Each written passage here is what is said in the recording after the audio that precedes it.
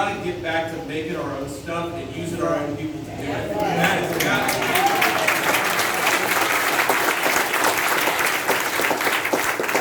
Remember, the whole idea was that we shipped all of our manufacturing goods to China. If we let the Chinese and the Mexicans and everybody else make our stuff, it was supposed to get a lot cheaper. Well, now we don't control our own stuff. It's not even cheaper thanks to Joe Biden's inflation, and it destroyed a lot of prosperity in places like Middletown. That is the backdrop that influences my entire way of thinking about politics. I think that we are the party, and we need to be a country where if you work hard and play by the rules, you can live a good life in the country that all of us love. It's really that simple. Now let's talk about what Joe Biden and Tim Ryan, my Democrat opponent, have done to our country. Let's talk about what they've taken from working people in this country. Number one, we have a terrible, terrible inflation crisis. Okay? And why do we have a terrible inflation crisis? We know two things. Number one, Joe Biden and Tim Ryan voted and created trillions of dollars in government spending, borrowing money from the Chinese to pay people not to work instead of investing in their own country. That's reason number one. Reason number two is we completely jacked our Ohio and American energy market. I happen to believe, and of course I don't like Joe Biden very much. I wish that he wasn't the president. And I imagine there are not many Joe Biden fans. But I still think it's pathetic that the President of the United States, the world's most powerful nation, is going around on bended knee and begging for oil and gas from every tin-pot dictator when we've got plenty of it right here in our own state.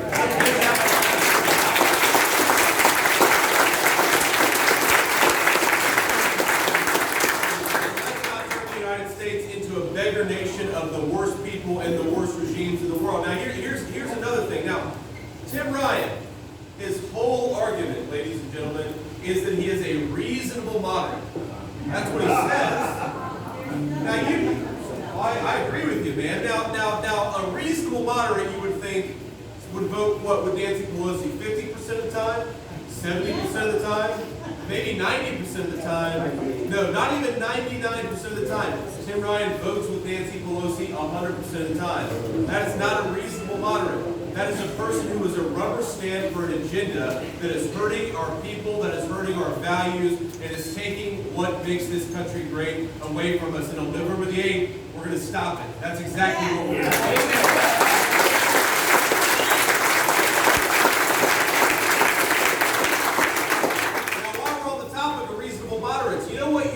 Bipartisan idea in this country used to be bipartisan. I'm 38 years old, and from the time I was born to about 2 years ago, the first 36 years of my life, we had violent crime going down, murders going down, carjackings going down. And you know why? Because we have this idea, even Democrats agreed, that you shouldn't let violent criminals out of prison and you should support the police who are keeping us safe. Yeah. 2 years ago, the leadership of this country completely flipped it on its head. Tim Ryan says that he supports our police, yet he voted to strip the police of the legal protections that allow them to do their job and keep us safe. He says he wants to end cash bail, which is why you have violent criminals getting out of prison, committing violent crimes one day, and then committing another crime the very next day, or sometimes the very same day later on. This is crazy. And we were talking about reasonable bipartisan policies. Here's a reasonable bipartisan policy. Let's declare war on the violent criminals in this country. Let's put them in prison, and let's support our police.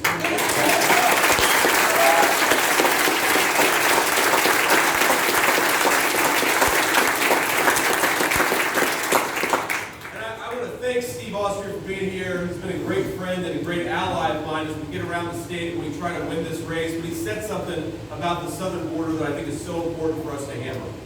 We care about the southern border, ladies and gentlemen, because unless we get control of it, we are never going to have safe streets and we are never going to prevent this poison from coming into our country. It's killing Ohioans by the bushel, and we have got to stop it. Yeah. Now, my family, I was raised by my mama and papa. Not because my mom wasn't with us, but because addiction made it hard for her to take care of me for a big chunk of her life. Now, I stand here today very proud of my mom and very proud to say she's been clean and sober for 7 years. Yeah.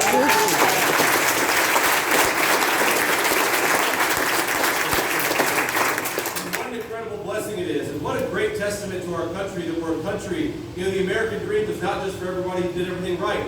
It's the American dream for second chances, for people who keep on getting back on the horse. But this poison that the cartels are bringing into this country is the biggest threat to second chances we've had. I believe in the bottom of my heart that if my mom was confronted with the poison that's stalking the streets today, if that was stalking the streets 10 or 15 years ago, we would have never gotten that second chance with my mom. So when we talk about the border, remember why we fight for a strong border. It's because we love our own people, and we don't think Mexican drug cartels ought to be preying on moms and dads, sons and daughters in the state of Ohio. Let's declare war on those cartels, build that border wall, and get back to border. I want to introduce, of course, our next guest, Senator from South Carolina. But before I do, I want to just give you an update on this race and how I think things are going. In short, I think things are going really well. I think we got the lead, and I think we got the momentum. I honestly would take one of those things, but to have both of them is very, very good. The thing is, we got to keep it going over the next couple of weeks. Isn't that crazy? We only have 2 weeks until Election Day. I think that, and then I think to myself, Joe Biden's only been president for like a year and a half. It feels like 10 years, right? If it's 2 weeks like Joe Biden's first 18 months, it's going to feel like a lot more than 2 weeks. But we've got to keep our foot on the gas. Tim Ryan had an event earlier today, and I believe in Bethel, Ohio, maybe had 15 people there. Right? Seriously. But we all, you know, it reminds me of when Joe Biden was campaigning for president. He had, you know, these fields with big white circles, and half of the circles wouldn't even have anybody in them. So we got the energy. We got the energy and we got the momentum, but we've got to get out there and keep moving. So here's the 2 things I'd ask all of you to do in this room. Number 1 is get as many people to the polls as possible. Talk to your friends, talk to your neighbors, talk to people you see at your kids and grandkids' school. Let them know these things, why you're voting for J.D. Vance and why we can't trust Tim Ryan. Because if you guys do that, we are going to overcome the incredible amount of Democrat money and propaganda that's coming to the state. Now, I used to think that the media was biased, but it was fundamentally interested in the truth. What an idiot I was, right?